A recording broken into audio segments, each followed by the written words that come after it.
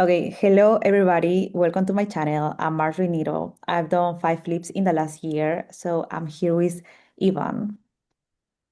Hey Marjorie. Yeah, thanks for having me. So I've been recently interested in real estate. I've been playing poker for about 12 years and I'm looking to do something new. So um, Great. I reached out to you and here we are. Here we are, definitely. Yeah, so Ivan, he has a background in poker, so definitely this lesson, let's say it, is going to be for a beginner, a real estate investor. So we're gonna go through the numbers, the way I analyze a house, and I'm very data driven, so definitely feel a lot more comfortable sharing my screen and showing you how I analyze a deal. Is that okay? Yeah, absolutely. That's exactly Okay, what I like to perfect. see. So do you tell us, like, for example, the way I love helping people through real estate is really understand where you at, because everybody has different advantages. Like some people, they know about renovation, sometimes they have rich parents, sometimes they have rich friends, sometimes they know a lot of people, and that's a very good leverage in real estate because your network is your net worth 100%. So where are you at? What do you think do you have in favor in order to make this happen? Yeah, I would say access to capital and a large network that uh actually, I mean, I've talked to a few people that um, once they see me do two or three flips, they're kind of just on board for whatever. So they just Yeah, want, yeah, like take my money. yeah, exactly. And so I'm excited to um, do well on the first few, and then Sure. uh, like the cool thing about real estate is how friendly everyone is, and or at least my experience so far, and how willing people are to collaborate. So the the first hurdle of getting a few properties done, so to prove the concept to them, and then Yeah. um, having a network like or a good network allows you to kind of like jump up in stakes Okay. really pretty quickly. Yeah, pretty quickly. So you have good network. Do you know something about renovations? Only from the three or four uh channels and TV shows I've binge watched. Yeah. Well, that's perfect. That helps. I mean, everything helps. And okay, so that's important. Do you know some contractors? Do you know some people in the industry? Yeah, actually, one of the poker games I play in, there's a roofer, a contractor, a lot of business owners like to play poker. So, um, So true. that yeah, so I know a lot of business owners, and then one of them is like um oh, what's the company he owns? But he's the founder of like the biggest um roofing and like housing supplies or like real Okay. estate supplies in the Northeast Well, hemisphere, that's good. Oh or my like God. northeast, either hemisphere or northeast of the US. But he owns Okay. like just a massive company. It's like I'd have to look it up. I'll send it to you later. But Sure. um I mean, that's good because again, right? So you have good network, you have connections, and also you know some people in the construction business. I think that's very good. Even that you don't know right now a lot about it, it's good that you know at least people that know about it. Do you have a realtor connections? a realtor. Realtor, yeah. Do you know a realtor? Actually, one of my friends, she just got her license. She's in Arizona, but Yeah. I I have a list of I've kind of been like a nomad the past however long, so I don't have a permanent home address, and I'm well, that's another question I have, but No, no worries. The But yeah, I mean, you know somebody that's good. And where do you live right now? right now I'm in Rochester, New York. Okay, and why I'm asking you this because I really think if you are a beginner, if you are a newbie, I think you should start doing something in your backyard. So Yeah, somewhere close by. I wouldn't recommend you going somewhere very far away because the first deal, I would say, is the hardest. It's the yeah, hardest to find, it's the hardest to fund, it's the hardest to manage, it's the hardest to for people, for yourself to build your credibility and to build your own brand and for others to see your property. So I think, I don't know, your family live close by. yeah. Your family live in Rochester? Mhm. Okay, that's good. Your friends, Yeah. people that can invest. Okay, so why I'm telling you this? Because, for example, in my case, when I just started, I was looking everywhere. I live in North Carolina in Raleigh right now. But when I started, I was looking, oh, in Atlanta, properties in Tennessee, South Carolina, Yeah. everywhere. And I didn't get anything. Some I had another friend. He's done a lot of investments here, and he told me, "Listen, I think you should do something in your backyard." And he was so right because I did something here in the city, and once my property was renovated, you know what happened? I invite them to my house. I invited my friends, close friends, to my house, so they took a look at. They saw what I've built and they really want to invest with me right now. So I Yeah. think that's a good leverage because if you do somewhere far away, they are not going to be able to see it. And to see it, to feel it, to touch it is completely different. And I think real estate is a business where you have to develop long-term relationships. And I'd rather work with one person to fund 10 deals than to try to find 10 different people to fund 10 different deals. Yeah, So that that's makes what I would recommend you to focus in your backyard. So somewhere close where you live. In this case would be Rochester, New York. yeah. Yeah, that makes a lot of sense. And for all the reasons you said and the managing contractors, stuff like that, like that's probably Yeah. I would imagine the the weight that it carries to like be able to say, "Oh, I know this person and they recommended you." And so there's kind of like a bond already, as opposed to, "Hey, I'm just calling you up. I don't live in state." I know contractors are sort of, I don't know, maybe you could tell me more, but they sort of get a bad rep, I think, where they can be very flaky, and Yeah, I would say like in every business, right? People are trying to do something short term in a short term or long term, right? The way I do it is in a long term. I mean, I'm not gonna mess with anybody because of course I wanna build this relationship. And yes, I think that personal and business are together. I wouldn't do business with somebody who is not a good person in his or her personal life. I wouldn't. So because the way they act in the personal life, they are gonna reflect it in your business. And if you are partnered with that person, because you're gonna have to partner with a contractor or subcontractor to in order to do your deals. And in this case, what I've seen is that a lot of contractors, they make promises to you that are not true. Oh yeah, no worries, this is gonna cost 50,000. You close the deal and then they come to you and like, hey, you know what? I didn't see this. Now it's gonna be 80. yeah, And you're like, bro, what are you talking about? My profit was 30. I yeah, mean, I am gonna break even. There's no way. right. So that's why you, as the investor, as the person who is buying and selling the property, you have to really make sure that all the numbers make sense, right? And of course, at the beginning, it's going to be difficult because you don't really know exactly how much it's gonna cost.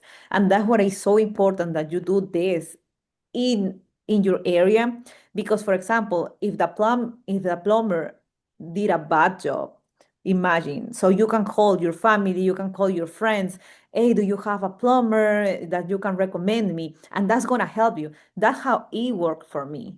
I'm Yeah. gonna tell you, in my first property, I hired one contractor, and that contractor was a mess.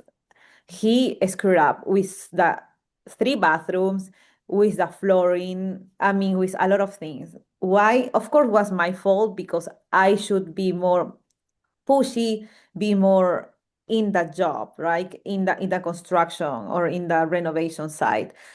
What happened is that I wanted to be liked and I didn't want to micromanage a lot. That's Mhm. honestly what happened because I'm a mechanical engineer. I've done a lot of renovations, managing a lot of contractors, and I really know how to manage them. But in this time, I said, okay, it's a small house. There is nothing wrong with this. It's not rocket science. It's so easy. I don't wanna overwhelm him. I'm gonna let him lead in this house, this renovation. And that's what I did. And they happened. So I would say, yes, you have to micromanage at least at the beginning when you don't really know the contractor. You have to go to the house twice a week minimum to understand how how the renovation is going. Right. And if somebody is not performing, you have to fire that person immediately. Yeah. Of course, you give him, okay, this is the first time, this is the second time, okay, the third one, you're out. And that was happening with this contractor. I saw all the problems. I'm like, listen, I believed in you. I mean, what is going on with this? I see that there is leaking here in this bathroom that is already done. I don't understand. And he, no worries, I'm gonna repair it. And then some lies through lies, he didn't come to the work because ABC stuff. So in that time, you figured out that you're not going to work with that person anymore. And then you have to make the decision. I've seen a lot of investors, a lot, that they feel bad firing people. And I think that it should be like that's life, right? If I'm not, I'm a realtor as well. Like I think if I'm not performing as an agent, bro, you should fire me. I mean, Yeah. you have to see whatever is working for you. Unless I'm doing a really good job, but that's not gonna happen, right? That's not gonna happen that you're gonna fire somebody that is doing a great job. For sure not. But I think just fail fast. That would be my answer within the construction side. Yeah, that's huge. So in that situation, do you end up paying that contractor something and then parting ways, or like what's the deal there? Yeah, so where I started is I gave him 40% in advance. That was a huge mistake, number one. Oh, not So I bad. was being nice. I'm like, yeah, no worries, let's work together. And I had more plans with him and we were dreaming about it. So I paid him 40% in advance. He wanted to have more money even. He's like, no, can you pay me 50, 60? And I'm like, listen, okay, I was nice with you. I mean, I'm giving you 40. He messed up with the job. I already gave him, I think at that point when I realized it was probably 70% of the job in general. Yeah. And after that, I saw that he messed it up. I mean, he didn't do a good job. And I told him, you have 2 days to leave my house, please. I don't want to keep working with you. I might need to buy the materials again, and I have to pay somebody to repair your job. And one thing that you need to know is more expensive when you hire somebody to repair something that another person have done before. Oh, really? Yeah. Wow. Yeah, people go up. Why? Because they know you need them. And Yeah. it's gonna be harder for them to take it out, understand what is going on, and really to fix it. So it costs more money to repair a job than Yeah, starting from scratch. yeah, because they can't see inside what the person has done. So No, they have to take everything out. Wow, that's exactly. a huge insight. Yeah, and actually, you don't even know. You as an investor, you don't really know what is going on. Yeah. So I fired him, and he told me, "Hey, you have to pay me the money." And I'm like, "Listen, actually, you owe me double of that. Here are my, here is everything that I bought again, and this is the invoice that I'm paying the other subcontractors. I mean, what are you talking about?" And of course, he forgot about it, but we were exchanging emails. And one more tip that I will tell you is that you should have pictures, and you have like you need to have like a file where you can put all like a PDF. Yeah. And I had a PDF with all the pictures describing what happened with this contractor in case he wants to suit me, right? That is gonna be like crazy. He didn't do it, but anyways, I'm like, bro, listen, you have to pay me double of this. If So you wanna go through that route, that's your problem. was there a contract that you signed where you both signed? Yeah, we both signed a contract. Yeah, we did it for sure. Which I'm sure it says like the job must be completed, right? Or it must be completed well, and which I guess is subjective, but it probably wouldn't hold up in court, like if Yeah, of he course. tried to if he tried to take you to court and then like the Yeah. Yeah, yeah, it was a big thing for my first deal, right? I didn't know anything about it exactly, and that's one thing, right? When you do your first deal, it's it's pretty scary. I mean, that's a true, right? Because you don't, I mean, you know what is next, but you don't really know what is next. right, I mean, okay, next step is to hire a contractor, but do you know how to hire? Do you know the documentation? Do you know what is going to happen? Do you know how to exit that person, how to fire that person? Probably not after the first deal. But that's why, I mean, you just have to do one deal to start with all this. yeah, and the benefit of having someone looking over your shoulder, like that's already done it, that sees the signs, like if for instance if I did my first flip alone, the same thing might happen to me. But if you were looking over my shoulder and you were like, nope, this guy said this thing and I didn't catch it, and you're like, okay, we're moving on to the next person. Yeah, 100%. And now every time I hire somebody new as my well, right now I GC my own project, so I'm my contractor. I only hire per trade. So I only hire the person who does the plumbing, the person who does the flooring, the person who paints the house. I I check the schedule and I'm letting them know, okay, you are coming next week, you're coming in 2 weeks. That I buy all the materials because Yeah, I love the places that I build or that I renovate, that I really want to make sure that everything is perfect. So right. I don't want to mess with the tile colors. I don't want to mess with the materials or with the textures. So I order all the materials. And do you use uh like business funding, or do you use do you use like do you get bank loans or do you use private money? So at this point, I'm using my own money, but when I started, I use hard money loans that are like construction loans. It's Yeah. only for 6 months, max 1 year. They are gonna give you that money. They are gonna cover, if you are new, they are gonna cover probably 80% of the whole deal. So Okay. you might need to come with a 20%. And that's why you need 20% of the whole deal, basically. Right. And that 20% could be private capital, could be your money, could be your parents, your family money. Yeah. I would recommend actually to find somebody that is not in the real estate industry to lend you money. Somebody who trusts you more than trusts real estate. Because people who are in the real estate business and they lend money, they are I mean, they are very good giving you money as long as the deal makes sense, of course. But also they charge a lot of points, or they charge a lot of interest or cash on cash returns. Yeah. Because I mean that's an industry in itself, right? The money lending. Exactly, that's the money lending, and that's very good. I mean, if you don't have access to people, of course, go to the other route, right? That just associate with somebody in the real estate industry that person can lend you money tomorrow, right? That's gonna be a lot easier as well. How long did your first flip take? And then yeah, I guess like after that, how much quicker were you able to do a flip of So, like this a similar size? oh yeah, so I completed my first flip in 5 months from Uh, buying it to selling it. Like the whole cycle, it was 5 months, and once I was selling the house, I was buying the next one. So okay. every was pretty close. And did you once you did your first, did you kind of like catch the bug, so to speak? Like what, like getting cash? Where you're like, oh, I really like this. And Yeah, yeah, I love. I mean, I love real estate. I wouldn't change my industry.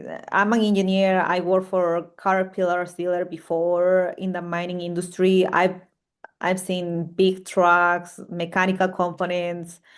I mean, I've seen it all about that, and I wouldn't change it. I love real estate. I love connecting with people. I love helping. I love giving. I love giving back to the community as well, right? Because when I started, I was a newbie as well, and I was like begging for meetings like to people that I knew more than I I did at that time. right. And people were very open. Actually, it's a very nice community. I love that. So now that how many flips have you done Five overall? Five? so far. Yeah. And so how on average, how long does a flip take you now? I would say 2, 3 months. Okay, wow, I mean, that's putting your time in half from the first one. Yeah, because the first one probably 1 month and a half was understanding this contractor, Yeah. right? Yeah, redoing this whole thing. That was the problem. Yeah. Trying to find, and I find my subcontractors because I was calling my friends here. I am like, hey, do you know somebody? Do you know somebody? Do you know somebody? And people like, oh, let me ask. And they were referring me some subcontractors. Yeah. And do you mind sharing the numbers on the first one and then what your numbers look like now? I imagine there's kind of like a ratio that you look for on your ROI. Yeah, yeah, definitely. I would recommend, I don't know, so I know a lot of investors they do deals that they make 10% regardless, but I wouldn't have a deal if I don't make at least 50K, but not because of the money per se. I'm saying it more because something can go wrong. I mean, probably you don't know that the roof is going wrong. Probably you don't know there is a foundation problem, and that's your 20K. I mean, you're Right. gonna break even. So I wouldn't follow that 10% rule because a lot of investors follow and this is what it worked for me. Okay. I know there are a lot of very good investors that they follow the 10% rule and actually they do more quantity than quality. And that's perfect. I mean, bro, in this business you can do whatever you want and still make money. And that's the beauty of this. But I'm telling you what it worked for me. So I wouldn't go in a deal that I'm making at least 50K at least. And so what does that translate to in percentage most of the time? Like how much fat do you need on the deal, to go through? Yeah, that's a percentage of the ARV, right? So if you are selling the house for 500,000, that's gonna be the 20% basically, or the 10%. Actually, if you are selling a house for 500,000, the 10% would be 50%, 50,000. So you are good with that, And right? so is that So is the 50K the dollar amount in your mind a big enough buffer to where if a few things go wrong that okay, I only made 40K um Yeah. and I have a lot of room to move because 50K buys you almost in any house maybe um Maybe maybe not any house, but I would say max 50K is good if a house is max 1,700 square feet. If yeah, it's right. bigger, there's no way. I mean, a house bigger than 20, that 2,000 square feet, it's a lot different. And I would recommend you to start with a small house. Like 1,500 square feet should be a house that you should start. 1,300 square feet, that's good. I mean, good neighborhood, my buyer box, it's $5. good neighborhood. When I started, okay, not now. Now is everything changed. But now, when I started, it was good neighborhood, no rural, uh, no more than 1,500 square feet, probably 16 could be, and that was it. I mean, in when you buy a house in a good neighborhood, good thing is that you can sell the house very fast. I sold my flips in one day. I mean, under contract, right? I was getting under contract in 1 day, in 4 days, 9 days, Wow. 5 days, 3 days, like very fast. Yeah, I mean that's the one of the big appeals of real estate to me is with AI becoming such a huge part of the conversation in our like, it's hard to think that I don't know, it was like 2 to 3 years ago, it seems like that ChatGPT came out, Yeah. whatever, or 2 years, and now it's as big as like the internet was. Yeah. Um, like my generation, I'm 32, and my generation was probably like the last to experience time before the internet, a little bit of time before the internet was huge, and then the takeoff. And I think we're just at the beginning with AI. I think what we're seeing right now is like very elemental and like um but the capabilities of it when it's going to be interwoven with robotics is I think it's going to take a lot of jobs and stuff. And A so 100%. Yeah. For example, the only difference with AI right now is that I think everybody can be smart. I mean, you don't really need to know a lot. Now you can, I just can record this video and like, hey, can you just give me the summary of this meeting? And I want to understand. Now people want, I don't do it, but probably if you want to read a book, you just can tell him like, hey, I'm in real estate. Can you summarize this book? Just give me whatever I need to understand. So right now, the only difference that you, like everybody, everyone has having AI is a speed. That's something that you cannot compete. I mean, because people are asking several times the same questions to the same people and they don't take actions. That's the only difference, right? and your network and stuff. And so yeah, the reason I brought that up is because ownership of property and stuff is probably like that's not something AI is going to be doing Mm. really. I mean, probably eventually there'll be like an Oh, AI firm that just like owns real estate and stuff wow. and maybe just gives it away for free because it can. Uh, Yeah, probably. and, but you're totally right. Like anything our intellect can do, it's going to be able to do so much faster. And so there's just going to be Exactly. this big like it's going to shake up a lot of stuff and the A lot. Now you don't have to be an expert. I mean, if I'm meeting somebody to talk about art, okay, I start talking with AI and I ask ChatGPT, hey, ChatGPT, I'm meeting this person. Can you Google this person? Just let me know everything about art yeah. related with this person. I want to really understand and have an important conversation. And ChatGPT just start telling me. And I'm like, listen, can you repeat this line? I didn't understand. And he's like, no worries at all. I'm gonna tell you. Yeah, you're right. And now Like I'm the smartest, right? yeah, So that's no different now. yeah, I like to always use the prompt of give me an analogy like I'm a 10-year-old. And then it'll just put it in the most plain English ever. And yeah, a lot of things I think schools are going to change a lot. And so the like we're gonna see probably the first like one person billion-dollar, trillion-dollar business. And so people are going to be looking to where can they actually maybe that'll be a huge wave too. Like people are going to be laid off, they're going to have money and they're going to not know what to do with it because most people don't know what to do with their money. Like Yeah, they exactly.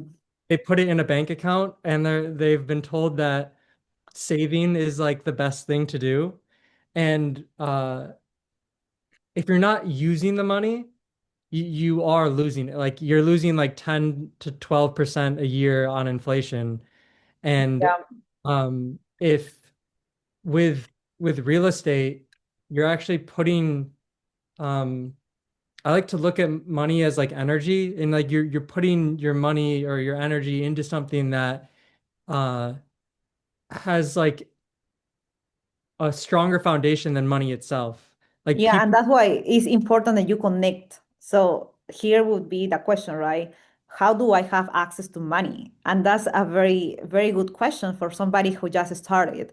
So I think the best way to access to money is just start connecting and start building your own brand. But more than just saying it, I think you have to believe it. Like inside you, you have to, it could be like a mix of fake it until make it and also like believe in yourself and just say, yes, I'm a closer. I'm always say like, okay, I'm a closer, I'm a winner. Right. Even when I'm playing pickleball and I at the beginning I didn't know how to play and I was like so overwhelmed because I didn't want to mess with other people game. I'm like, okay, win as always. Okay. Right. You have to just put in your mindset that you are a winner. And I think that's very important. Regardless of your past, forget about it. Don't even remember because bro, we don't have a perfect life, 100%.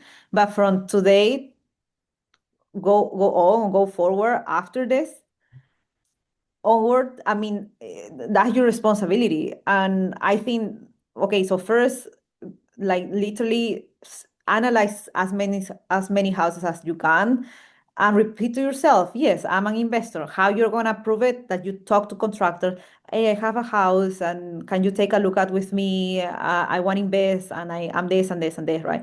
You talk to your family, yes, I'm looking at houses and they are gonna be like, oh, now you change industry. And like, yeah, I love real estate now and I'm looking at houses. You talk to your friends. If you have a party, then you start networking with them and like, hey, yeah, I'm looking at houses and I'm looking for the ARV. You can explain it to them a little bit. What is that about? And I think that's the best way. Even you go to the doctor, and you want to talk about real estate. The best way is to tell them, oh, yeah, I've been very busy with work. Why? Because the following question would be, okay, where do you work? And you're going, oh, I work for myself. I do real estate. And actually, I have funds for people that are doctors, dentists, lawyers, attorneys, like my attorney, right? They have a lot of money because they are very good. They are high income earners.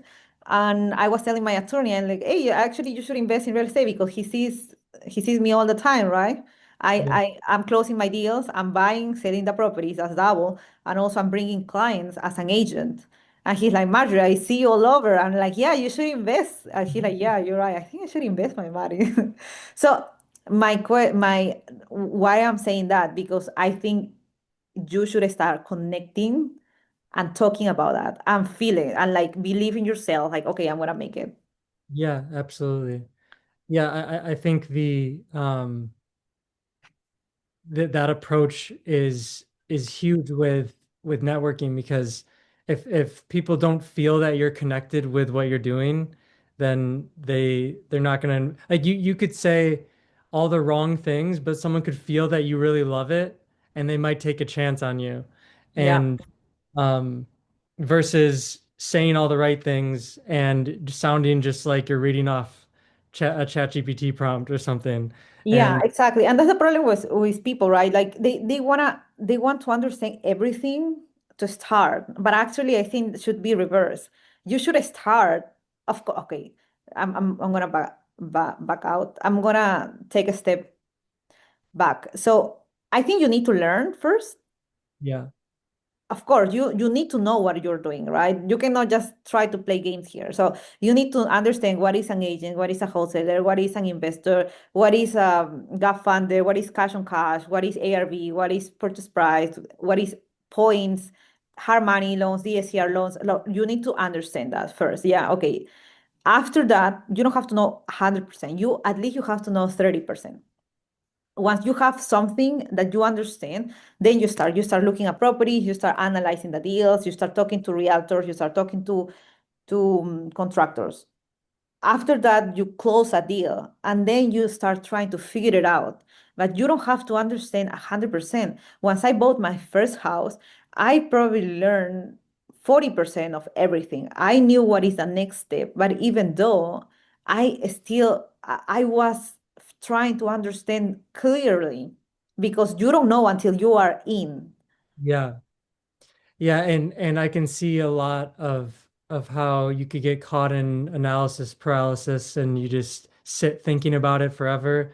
And I'm glad I knew most of the terms that you listed off because I think I'm definitely ready to the thing that I want to know the most is how to analyze a deal correctly. Because if I get, say you gave me a thumbs up today on a deal, Uh-huh.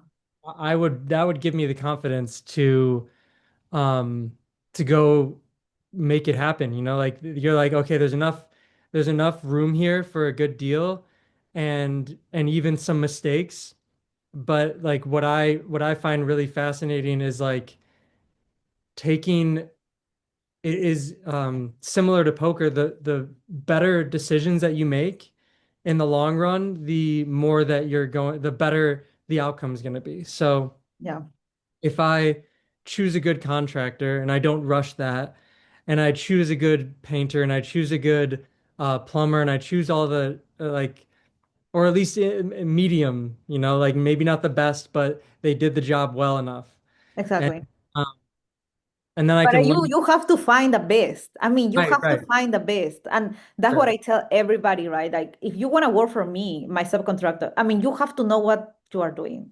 Because Yeah, if you don't know, and if you are a beginner, I completely understand, but I don't think I'm the right person because yeah, I'm gonna protect my business. And the way I handle right now the subcontractors is way different the way I did it in the first place. yeah, Way better. I have more structures for sure, right? I have more confidence. And I think that's very important because people are going to follow and believe in you the more confident you are. And I always say, like, I mean, my house has to be perfect. Of course, there are things, details that I'm not going to care about it, right? But perfect plumbing, I'm not going to have leakings. It's going to be a really good house because somebody's going to own this house, right? It could be your family. I mean, I'm very family oriented and I always think to build something to for the better to build a very good neighborhood and for somebody to buy it. And that's why my people have to be the best, and they are. And if yeah, they are not performing, I just fire them.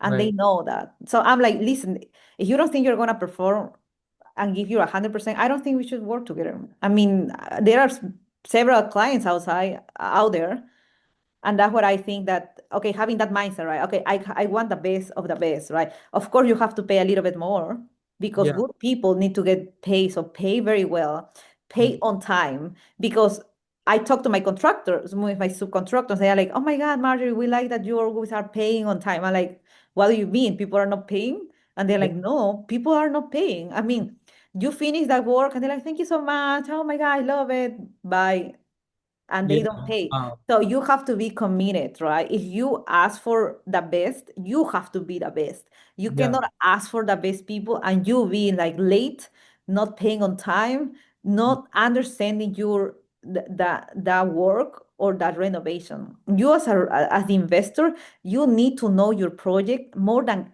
anybody else. It's not the contractor problem or the contractor knowledge, it's your knowledge.